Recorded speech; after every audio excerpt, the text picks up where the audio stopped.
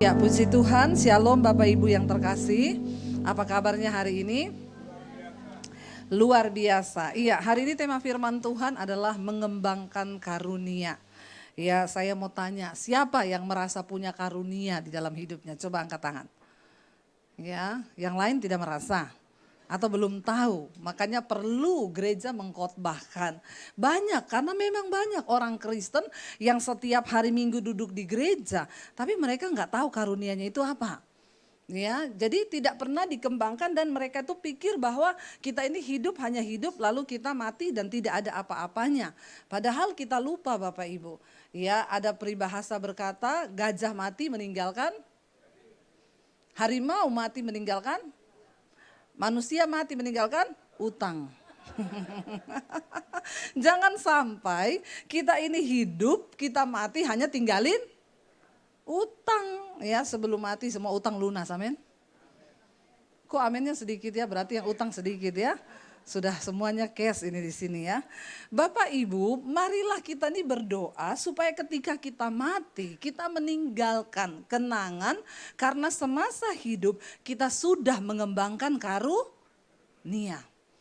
Setiap orang yang terlahir di dunia ini itu pasti punya karunia. Tidak ada yang terlahir dengan tidak punya.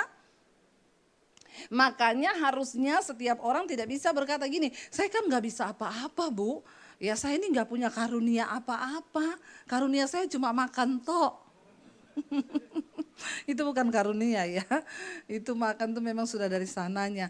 Jadi kita akan belajar apa kata firman Tuhan. Yuk mari kita buka bersama langsung saja. 1 Petrus pasal yang keempat.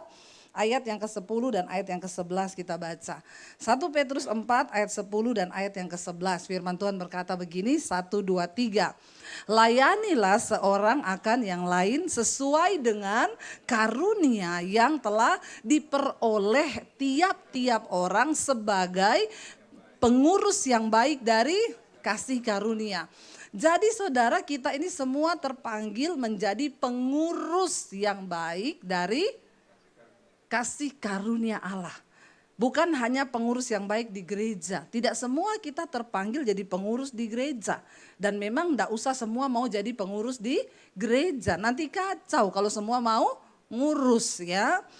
Tapi kita semua kata firman Tuhan terpanggil menjadi pengurus yang baik dari kasih karunia. Dengan cara apa? Layanilah seorang akan yang lain sesuai dengan karunia yang telah diperoleh tiap-tiap orang. Ya, kita ini semua punya karunia dan kita harus jadi pengurus yang baik. Ayat yang ke-11 berkata, baca sama-sama. Jika ada orang yang berbicara, baiklah ia berbicara sebagai orang yang menyampaikan firman Allah. Jika ada orang yang melayani, baiklah ia melakukannya dengan kekuatan yang dianugerahkan Allah. Supaya apa? Allah dimuliakan dalam segala sesuatu karena Yesus Kristus. Ialah yang empunya kemuliaan dan kuasa sampai selama-lamanya. Bagaimana caranya kita memuliakan Tuhan dalam hidup kita? Kalau kita mengaktifkan semua karunia yang ada dalam diri kita. Kita bukan hanya dipanggil untuk hidup, kerja, mati. Ada yang harus kita lakukan dengan karunia. Tadi dikatakan kalau ada orang yang diberi karunia untuk berbicara, baiklah ia berbicara sebagai orang yang menyampaikan firman Allah. Bapak Ibu, untuk berbicara itu juga perlu karunia. Semua orang bisa ngomong. Tapi karunia itu berbicara tidak semua orang punya. Makanya ada yang namanya sekolah public speaking. Ya, itu di situ melatih orang-orang yang punya karunia berbicara, dia semakin diasah karunianya itu supaya kalau dia berbicara itu semakin tertata. Kemarin contohnya saya dengar cuma lewat saja di IG saya dengar ada yang ngajar gini, kalau engkau pingin jadi pembicara seorang public speaking yang baik, engkau berbicara itu harus dengan senyum karena suaranya itu akan terdengar beda. Jadi saudara bayangkan kalau saya khotbah, saudara-saudara, kita ini semuanya ya harus bertobat. Saya pikir-pikir, oh makanya ya ada orang-orang itu dia ngomong senyum terus. Ternyata katanya beda, suara waktu senyum sama suara ngomong begini itu beda. Ya, tapi ini nggak bisa dipraktekkan dalam khotbah. Kalau saya suruh saudara bertobat, maka saya bilang, saudara-saudara, engkau harus bertobat, saudara. Nah, ini nggak ada yang bertobat. Itu mungkin di dunia sekuler. Kalau dia jadi MC, ya, jadi dia bilang selamat malam, saudara-saudara, ya yang datang silakan duduk. Nah, itu bisa. Tapi kalau di khotbah tuh nggak bisa. Jadi, tapi orang harus punya dulu dasar karunianya. Karena kalau nggak bisa. Contoh. Kalau saudara bukan karunianya menjadi orang yang berbicara atau menjadi pengkhotbah, jangan saudara memaksakan diri ya. Karena kenapa? Saya itu pernah teman saya ngomong, Bu, saya kalau persiapan khotbah 3 bulan loh. Satu khotbah? Jadi kalau seperti hari ini saya 5 kali khotbah. Kalau satu khotbah persiapannya 3 bulan. 5 kali 3, berapa lama itu saudara? 1 tahun saya buat persiapan saja. Itu saya bilang begini, Pak jangan diterusin. Berarti bukan karuniamu. Karena kasihan kau sudah persiapan 3 bulan, kau pusing, yang denger makin pusing. Iya enggak saudara? Ya, bayangkan kalau saya berkhotbah, Shalom saudara. Firman Tuhan berkata. Tidur enggak saudara? Tidur kan? Maka ngantuklah semua. Jadi Tuhan itu memperlengkapi kita dengan karunia yang berbeda. Untuk sebuah tujuan kita saling mengisi. Tidak semua dipanggil sebagai pengkhotbah. Tapi setidaknya firman Tuhan bilang, kalau kamu diberi karunia berbicara, maka kamu harus menjadi seorang yang menyampaikan firman Tuhan. Kita di rumah ya contoh, nasihati anak-anakmu. Ya bapak-bapak, ibu-ibu yang punya karunia engkau dikasih. Bisa ngomong lah, karunia menasihati anak-anak. Ya kamu itu jangan hanya terus mengejar uang, carilah Tuhan. Sebab orang yang mengandalkan Tuhan itu pasti diberkati. Ini sudah menghidupkan karunia loh. Amin. Ya, amin saudara. Jangan kau pakai karuniamu itu untuk bergosip. Ya itu bukan mengembangkan karunia namanya. Saya punya karunia Bu, yang terakhir apa? Pengejek, pengajar, ya apalagi ya penginjil, yang terakhir pengejek. Nah itu jangan dikembangkan saudara. Lalu dikatakan di sana dengan kekuatan Allah supaya kita ini memuliakan Tuhan. Ya kita lihat yuk satu ayat firman Tuhan, 1 Korintus pasal 12 mulai ayat yang pertama. Kita baca bersama. Ya 1 Korintus pasal 12 ayat yang pertama. Firman Tuhan berkata 1, 2, 3. Sekarang tentang karunia-karunia roh. Aku mau saudara-saudara supaya kamu apa? Mengetahui kebenarannya. Karena banyak orang Kristen yang tidak tahu tentang kebenaran akan karunia-karunia roh ini. Ayat yang kedua berkata, baca bersama.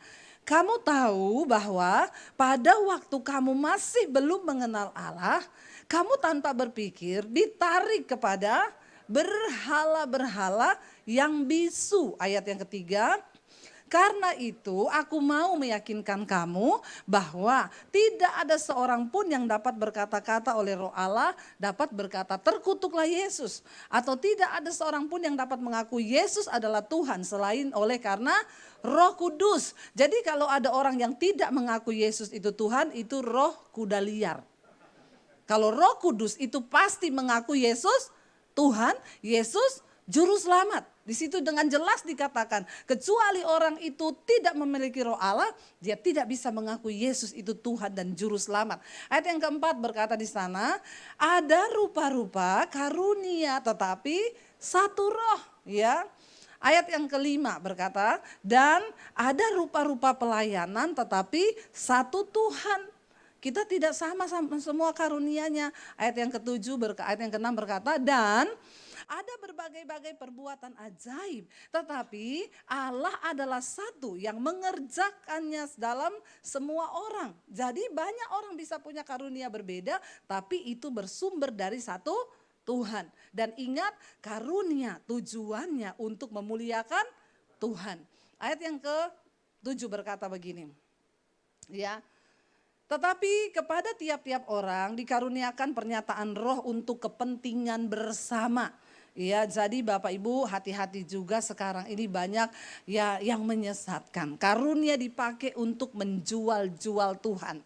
Ya, contoh ya teman saya bilang, Bu saya itu ketemu pendeta, saya itu dinubuatin. ya dinubuatin karena dia punya karunia nubuat. Dia berkata, ibu ya Tuhan bicara lewat saya. Ibu harus sumbang saya 200 juta.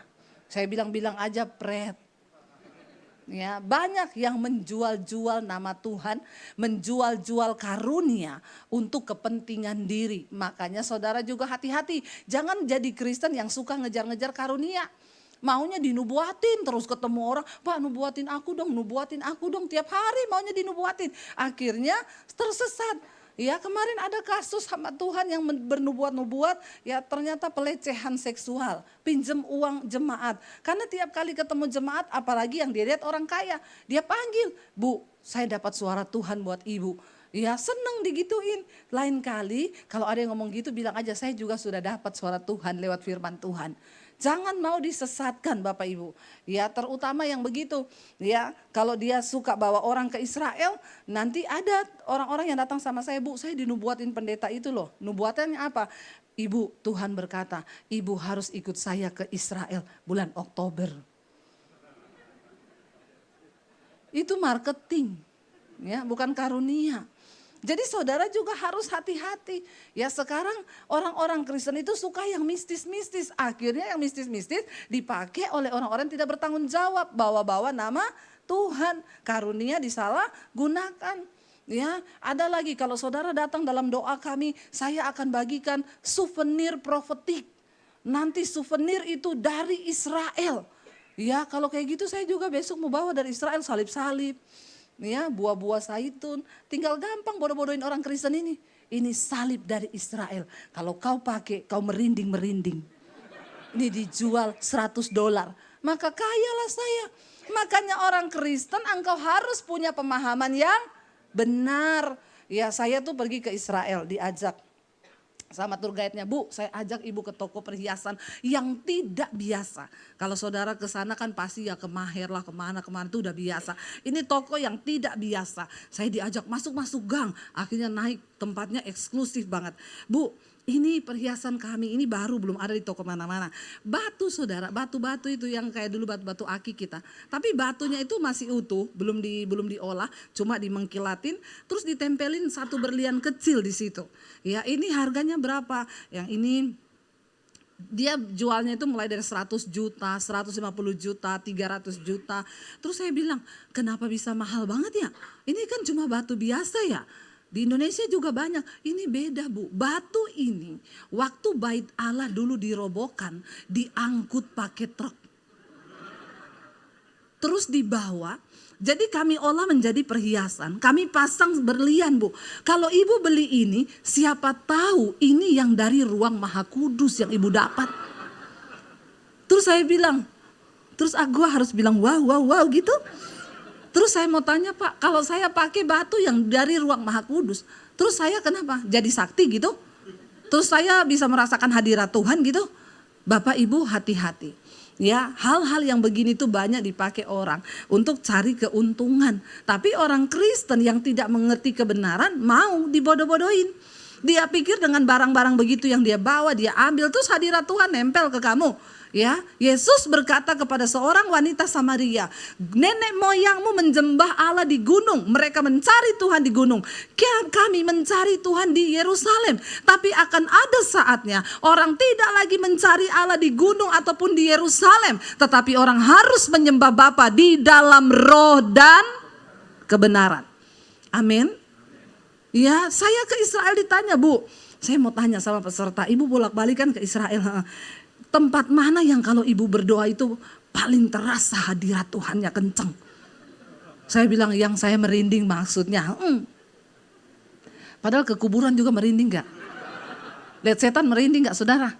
Ya, saya bilang kamu mau tahu tempat yang paling hadirat Tuhannya kenceng kalau saya berdoa? Di kamar. Loh bukan di tembok ratapan? Bukan. Bukan di tempat Yesus disalib? Bukan. Di mana? Di kamar. Waktu hatimu terbuka, engkau mengundang Roh Kudus turun, di situ Tuhan hadir. Makanya Yesus berkata, kalau engkau mau berdoa, masuk ke kamarmu, tutup pintu. Maka Bapamu di tempat yang tersembunyi akan menjawab doamu di tempat yang tersembunyi. Amin. Jadi jangan mau dengan karunia orang bodoh-bodohin saudara. Ya, nanti ada ibadah, dipanggil jemaatnya satu-satu. Ibu yang itu, Tuhan bicara. Sana, semua jemaatnya Tuhan bicara. Gampang sekali ini pendeta dengar-dengar Tuhan bicara. Ya, jadi saudara hati-hati. Karunia itu dipakai dikatakan untuk kepentingan bersama. Ya, bukan untuk apalagi duit. Ya, tatap mata saya. Ya, Tuhan berkata Bapak harus sumbang saya 1 M. Kemarin kan ada tuh ya WA dari seorang hamba Tuhan kepada jemaat yang kaya. Ya, dia pikir semua orang kaya itu gampang keluar duit. Padahal biasanya yang kaya-kaya itu pelit ya. Puji Tuhan di sini gak ada yang pelit, jadi gak ada yang tersinggung. Amin. Haleluya 12 kali. Kita lanjut yuk ayat yang ke-8. Kalau ada yang tersinggung puji Tuhan, haleluya 12 kali. Baca bersama, sebab kepada yang seorang roh memberikan karunia untuk apa? Berkata-kata dengan hikmat, dan kepada yang lain roh yang sama memberikan karunia berkata-kata dengan pengetahuan. Ya, ada hikmat, ada pengetahuan. Ayat 9 berkata di sana, ayat 9, coba baca bersama. Kepada yang seorang roh yang sama memberikan iman, dan kepada yang lain ia memberikan karunia untuk menyembuhkan. Tidak semua orang bisa menyembuhkan. Ya, tidak semua orang punya karunia membangkitkan orang mati.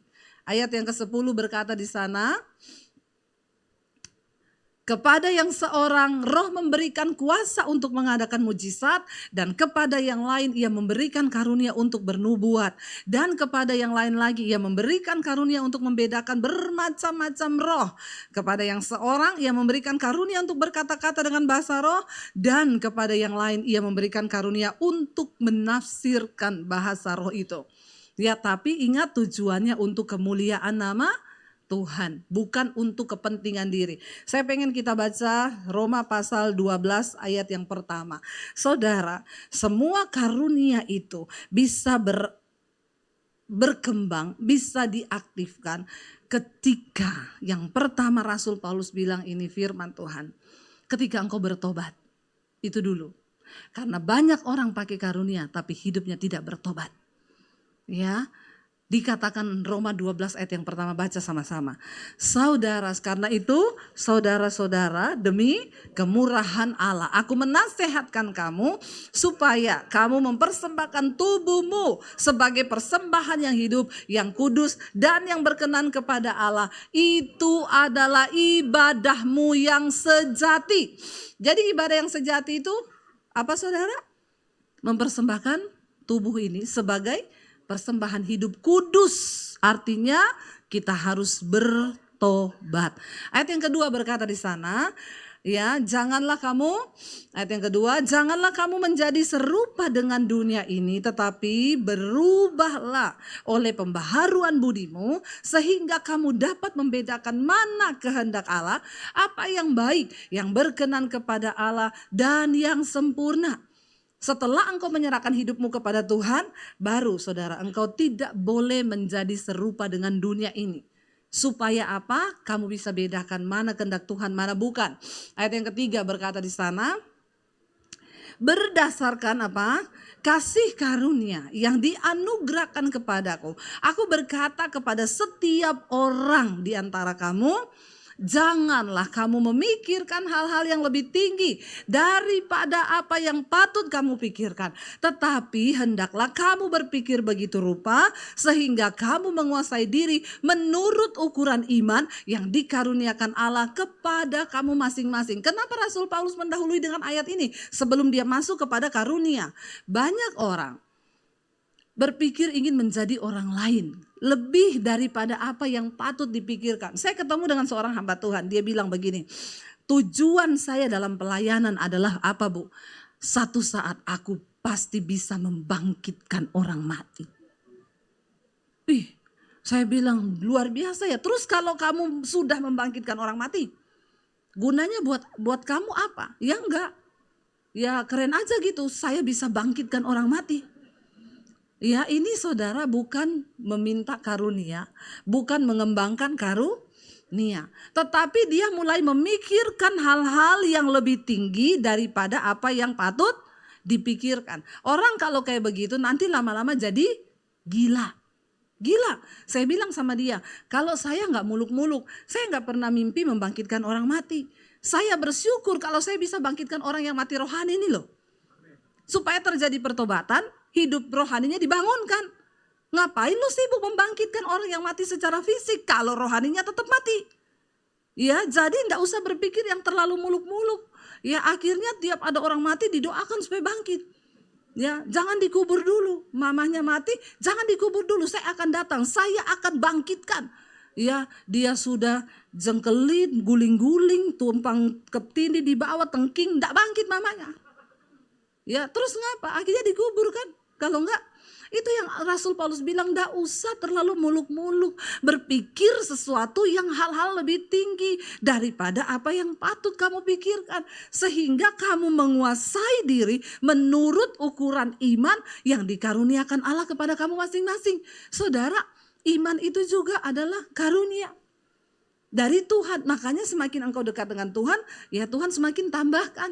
Kan ada orang yang dikasih 1 talenta, 5 talenta, 10 talenta. Kalau yang 5 talenta ini dikerjakan jadi 10, 10 dikerjakan jadi 20. Bisa enggak bertambah? Bisa. Ya, tapi orang yang punya 1 enggak dipakai. Alkitab bilang, semua yang ada padamu diambil. Ya, saya ini termasuk orang yang ya punya banyak karunia. Ya, saudara mau ngomong iya atau tidak terserah. Tapi saya merasa itu. Tapi waktu saya belum bertobat dulu, saya tidak menyadari itu. Mungkin ada, tapi saya pakai untuk hal-hal yang bukan memuliakan Tuhan. Ya, saya nyanyi di kafe, saya nyanyi di mana. Ya, saya lupa. Setelah saya bertobat, saya mempersembahkan hidup saya yang kudus kepada Tuhan. Ya, Tuhan mulai lipat gandakan saudara. Ya, saya ternyata punya suara ya yang gak bagus-bagus banget sih.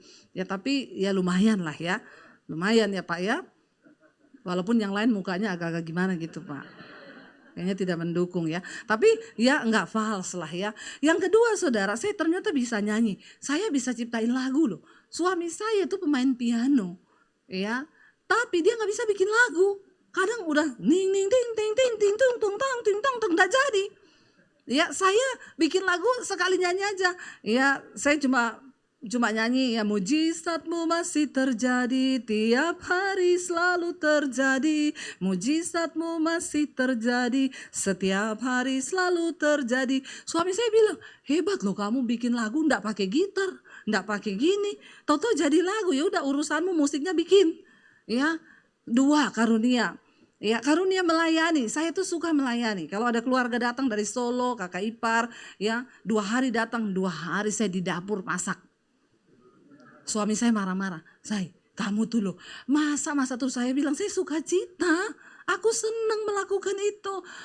Dia bilang, "Beli aja tuh makanan mereka biar makan." Beli, enggak, saya pengen ngasih yang terbaik, mereka tuh makan bukan makanan-makanan yang sudah mereka pernah makan. Saya masak ya dengan sukacita, saya seneng. Walaupun 2 hari kemudian mereka pulang saya tepar. Tapi saya suka cita. Ya coba saudara kasih kepada orang yang tidak punya karunia. Ya suruh kupas bawang aja mukanya. Ya karena memang beda. Gak bisa. Ya saya seneng saya masak 2 hari di dapur itu saya suka. Ya dan itu karunia. Saya bersyukur memang tidak semua orang bisa dipaksakan ya melakukan apa yang kita bisa. Tidak semua orang bisa. Anak saya yang nomor 2 itu tiba-tiba ngomong sama saya, Mami jangan marahin aku loh. Kenapa? Jangan marah loh. Ngomong dulu, jangan marah dulu. Jangan ngomong dulu. Lo kok ngancem ya, jangan marah ya. Akhirnya dia ngomong, aku tuh daftar kerja di Starbucks. Terus saya bilang, loh kamu yakin itu Starbucks ya? Nanti kamu cuci piring, nyapu, ngepel. Iya aku tahu kok. Tapi kamu mau. Ya udah akhirnya saya izinin dia. Akhirnya dia masuk saudara. Ya, saya pikir masuk di Starbucks itu gampang loh, cuma cuci piring lah pasti diterima. Ternyata sulit juga ya, harus mahasiswa, harus bisa bahasa Inggris, ya. Lalu akhirnya saya datanglah ke sana, ajak kakaknya, ajak adiknya kita pergi lihat. Ya, pas kita datang dia lagi dapat tugas bersihin sampah-sampah, ngambil sampah di meja, ngelapin, nyapu, ya ngepel yang kotor. Ya saya lihat anak saya, kasihan banget ya. Terus saya bilang sama kakaknya, "Dek, kamu bisa nggak kayak dia?" Tapi anak saya itu bangga lihat kita makin rajin dia. Ngelapi meja, lihat, "Mami." Gitu loh. Saya tuh bangga, saya nggak tahu saya mau bangga atau sedih ya saudara. Jadi dia bangga saudara. Terus saya bilang sama kakaknya, Dek kalau kamu yang gitu, mau gak kamu? Langsung kakaknya nyaut, aduh kalau aku sih kayaknya aku gak bisa ya Mam ya, kayak gitu. Dia gak bisa, mentalnya itu gak cukup di depan orang harus bersihin sampah. Memang ternyata tidak semua loh. Orang itu punya karunia seperti itu. Tapi anak saya itu senang. Jam 1 malam saya WA, Karen kamu udah pulang ngapain? Belum Mam, dia foto piring kotor. Aku malam ini closing, jadi jam 1 baru cuci piring, jam 2 beresin sampah semua, ya terus nanti ya jam 2 lebih baru pulang. Ya karena Starbucksnya itu ada di mall yang ada live musiknya, jadi tutupnya jam 12 malam. Saya mau tidur malam, saya bilang sama suami saya, kasihan banget ya anak kita ya. Masa kita tidur dia masih cuci piring? Kalau cuma deket tak bantu loh dia cuci piring itu. Tapi kan enggak bisa. Suami saya bilang, nggak apa-apa saya biarin aja dia belajar susah. Nggak apa-apa bagus lah. Saya bilang ya iyalah, yaudah jadi kita tidur nih. Kasihan loh dia belum tidur. Ya, dia udah tidur. Besok malam dia yang gini, coba WAC Karen lagi ngapain. Terus gini, ya ampun udah 1:30 masih cuci piring loh. Berapa tuh gajinya? Wis toh gak usah kerja-kerja, suruh pulang aja. Saya bilang kemarin kamu ngomong sama saya, biarin aja dia belajar. Kenapa sekarang kamu yang suruh dia pulang? Biarin aja say. Jadi kita tuh tiap malam saling menguatkan saudara. Tapi saya bersyukur sampai di detik ini saya tanya, Dek kalau kamu udah gak betah keluar. Enggak Mam, aku seneng kok. Daripada waktu kuliahku aku senggang buat ngafe malah habisin duit. Mending kan saya kerja. Dan dia bilang gini, Mam cari uang itu ternyata susah ya. Aku kerja 9 jam sampai tengah malam dapat 200 sekian. Padahal biasa aku minta uang sama mami 200.000 buat ngafe. Habis begitu saja. Ternyata cari uang susah ya. Iya. Dia bilang makanya sekarang aku lebih bijaksana lah menggunakan uang. Mau nabung mau gini. Jadi kita kalau ke mall ngajak kakaknya sama adiknya. Lagi nge-mall mereka gini, Mam beli itu. Ingat. Karen sekarang lagi kerja. Cuci piring dia. Terus anak saya yang 2 gini, kenapa dia yang kerja kita yang jadi sasaran ya? Kayaknya kok kita menderita ya sekarang. Tapi bagus saudara. Dari situ anak saya ngobrol sama temennya, mereka curhat. Saya ini kerja, mama saya sakit dan saya harus bayar kuliah sendiri. Jadi gaji saya untuk bayar sekolah saya dan untuk bayar mama saya berobat. Saya sekarang harus bekerja lebih keras, jadi saya tambahin dengan kerjaan apa. Anak saya dengar, iya ya, keras sekali ya kehidupan. Yang satu juga cerita gitu, papa saya udah meninggal. Terus anak saya ditanya lah, kalau kamu kerja di sini ngapain? Anak saya bilang, saya kerja gabut. Tapi saudara saya bilang sama anak saya, Dek, kamu lihat di sekelilingmu ya, ternyata tuh jiwa-jiwa yang harus dilayani loh. Di sekeliling tempat kerjamu saja, kadang saudara saya itu bilang sama anak saya, makanya kadang orang itu lupa mikir Tuhan. Karena kenapa saudara? Pergumulan hidup sudah terlalu berat. Dia mikir untuk aku bertahan hidup aja itu susah. Jadi kita setelah melihat yang seperti itu, saya menyentuh hati saudara, banyak-banyaklah berbagi dengan orang-orang di sekelilingmu. Tidak ada salahnya saudara ke toilet, maaf engkau ke toilet, saya lakukan nih sampai hari ini. Penjaga toilet itu saya kasih 100.000. Buat engkau itu tidak berarti. Sering kali waktu saya kasih, yang penjaga toilet itu gini, ya Allah ibu terima kasih. Kita gak tahu, mungkin itu untuk kebutuhan susu anaknya. Hello. Yang bagi kita itu 100.000 mungkin tidak seberapa.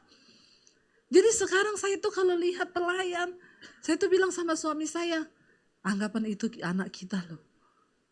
Banyaklah perubahan yang terjadi ya dengan dia bekerja itu. Banyak saya mengambil hikmah, saya juga belajar dari kehidupan. Bapak Ibu, ayo engkau yang berkelebihan tolong orang-orang di sekelilingmu. Karena saya tuh dengar kisah-kisah hidup teman-temannya yang bekerja. Saya tuh bilang sama anak saya, betapa bersyukur kamu.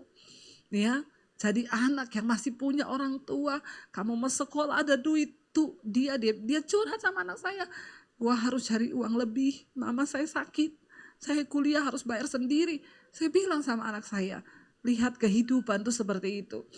Jadi Bapak Ibu ya, saya menghimbau tolonglah orang yang susah di sekelilingmu. Lihat orang-orang itu kadang kita dengan gampang marahin pelayan toko. Ya, sering kali mungkin dia karena kurang konsen, dia pulang ke rumah. Yang satu cerita sama anak saya, dia setengah mati cari uang karena papanya sudah meninggal. Setiap kali pulang, mamanya ejek, kerjaan apa? Kerjaan coba jadi pelayan, pelayannya orang. Apa yang kamu dapat? Dia pulang sudah tengah malam, mamanya gituin dia sakit hati. Ternyata di sekeliling kita, kehidupan tuh seperti itu. Saya bilang sama anak saya, itu baru satu tempat deh yang kamu masukin. Mami sudah dengar cerita dari teman-temannya seperti itu. Saudara, betapa banyak jiwa di sekeliling kita tuh orang-orang yang ya mereka tuh belum lagi kita masuk ke kehidupan yang lain. Makanya yuk kita nih ya pergunakan karunia yang ada padamu. Lalu ayat yang ke-20, ayat yang ke-4 berkata begini Bapak Ibu. Sebab sama seperti pada satu tubuh kita mempunyai banyak anggota, tetapi tidak semua anggota itu mempunyai tugas yang sama. Ya, kita ini satu tubuh, banyak anggota dan tidak semua tugasnya itu sama ya. Berbeda, saudara punya tugas dan saya punya tugas itu berbeda. Tapi kita nggak bisa saling cemburu. Ya, kok dia ya, saya nggak bisa cemburu kepada pemain keyboardnya. Ya kok dia ya yang main keyboard bukan saya nggak bisa duduk di situ. Dia juga nggak bisa cemburu kepada saya. Tugas kita berbeda, karunia kita berbeda. Ayat yang berikutnya, ayat yang ke-5 di sana dikatakan, demikian juga kita, walaupun banyak adalah satu tubuh dalam Kristus, tetapi kita masing-masing adalah anggota seorang terhadap yang lain. Ayat yang ke-6 berkata di sana dikatakan, demikianlah kita mempunyai banyak karunia, kita mempunyai karunia yang berlain-lainan. Menurut apa? Kasih karunia yang dianugerahkan kepada kita. Jika karunia itu untuk bernubuat, baiklah kamu melakukannya sesuai dengan iman kita. Ayat yang ke-7 berkata, jika karunia untuk melayani, baiklah kita melayani. Jika karunia untuk mengajar, baiklah kita mengajar. Tidak semua orang itu bisa berkhotbah. Saya tuh saudara ya ngomong ke suami saya, kamu tuh khotbah. Dia bilang, tapi dia kalau menasihati orang bisa berjam-jam ngomong. Dan orang itu ngomong, terima kasih loh Pak, saya dapat sesuatu loh dari nasihat Bapak.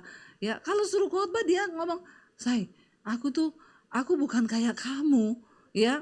Tapi dulu dia pernah di jadwal khotbah, kami satu keluarga datang. Ya, begitu selesai dia tanya sama anak-anak, tadi papi khotbah gimana? Anak-anak bilang, papi yang khotbah, kita yang kebelet. Terus dia tanya, maksudnya kebelet apa kalian? Kita kebelet nahan, abis ini papi mau ngomong apa ya? Abis ini mau ngomong apa ya? Karena dia sendiri bingung saudara. Tapi dia punya karunia untuk ya menasehati ya, dia bisa ngajarin orang gitu, tapi dia nggak bisa suruh berkhotbah. Ayat yang berikutnya 8 berkata, dikatakan di sana, jika baca bersama, jika karunia untuk menasehati, baiklah kita menasehati. Siapa yang membagi-bagikan sesuatu, hendaklah ia melakukannya dengan hati yang ikhlas. Siapa yang memberi pimpinan, hendaklah ia melakukannya dengan rajin. Siapa yang menunjukkan kemurahan, hendaklah ia melakukannya dengan sukacita. Sebab ayat yang ke-9 berkata di sana, hendaklah kasih itu jangan pura-pura, jauhilah yang jahat dan lakukanlah yang baik. Saudara, kalau saudara mau mengembangkan karuniamu, Tuhan bisa menambah-nambahkan karunia itu. Ya, saya melihat, saya ini nggak bisa melukis. Saya ya tiba-tiba di masa pandemi saya bisa melukis. Tuhan menolong kami lewat saya melukis 50 lukisan lebih yang keluar. Ya 25 juta, 30 juta, 75 juta dibeli orang, 50 juta. Itu karunia saya dapat waktu pas pandemi. Dan siapa yang beri itu saudara? Roh Kudus Tuhan. Kenapa Tuhan memberikan itu? Mungkin karena dia lihat saya mau mengembangkan apa yang saya punya. Dan kita mau melakukannya dengan sukacita. Dan ketika saya pas pandemi itu semua orang bingung loh. Saya tuh melukis 1 jam. Ya, jadi lukisan yang 1 kali 1 meter 20 kali 80 1 jam. Sampai pelukis aja bingung. Ibu ngelukis 1 jam? Iya. Kok bisa? Itu Tuhan loh. Iya tuh Tuhan. Ya, dan sampai akhir pandemi ya Saya akhirnya orang tanya, loh ibu, saya nggak percaya dengan lihat lukisan ibu ini. Kalau ibu itu nggak pernah melukis waktu kecil, ibu pasti pernah sekolah. No, saya sampai SMA bisanya gambar gunung, jalan di tengah, sawah di pinggir, matahari di tengah. Itu semua saudara belajar toh. Saya yakin semua lukisan saudara pun begitu kan. Itu saya nggak pernah belajar apa-apa. Tapi saya tahu Tuhan itu memberikan karunia. Dan karunia itu ternyata ya saya bisa hidup dari situ. Di masa pandemi Tuhan pelihara kami tidak kelaparan. Ya bagaimana Tuhan menyatakan, saudara karena itu jangan malas kembangkan karuniamu. Mulai dari rumah apa?